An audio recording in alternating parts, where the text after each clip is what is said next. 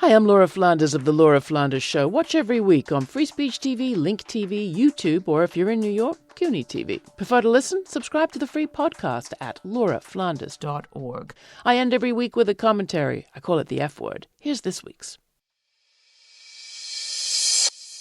Someone scrawled "Kill Zergin" on the African Burial Ground National Monument in New York City this week, not 35 feet from the headquarters of the Department of Homeland Security, ICE, and the FBI. The racist graffiti showed up shortly before noon Thursday on the burial ground of 15,000 free and enslaved Africans on a memorial sign. The burial ground sits across from 26 Federal Plaza, down the block from the federal and state courthouses, a stone's throw away from City Hall. The burial ground is on a short block of Duane Street that's also home to the IRS, the NYPD, and the U.S. Court of International Trade. The street's closed to traffic by checkpoints and crash barriers and patrolled around the clock by federal police, as well as the NYPD, the Parks Department, and private guards. A bare expanse of grass with just a few explanatory plaques, the African burial ground attracts passers-by, and Thursday was a glorious day. Which is to say, someone, most likely in broad daylight, beneath half a dozen surveillance cameras, felt confident enough to write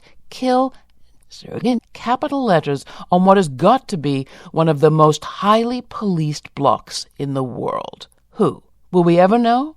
A picture of the graffiti was sent to the public advocate's office and to a city councilor. A call was made to the Hate Crimes Task Force, who transferred the caller to the NYPD.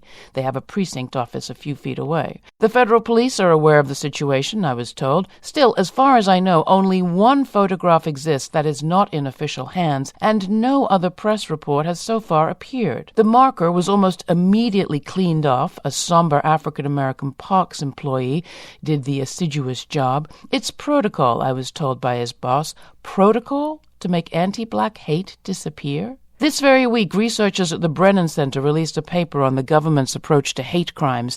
As many as 250,000 take place every year, they report, but only a few dozen are ever prosecuted, even as the clamor and funds for fighting international terrorism grow. The discounting of domestic cases helps quiet concern, they say. And that's just what it felt like to watch that graffiti disappear. Semi-instantly, the evidence was gone. The feds have the tape. We saw something. We said something. What now? If you want to see the pictures, go to my website. That's lauraflanders.org. And check out our radio program. This election week special is all about a wave. Blue, red, a wave of people is what we need to spare democracy today.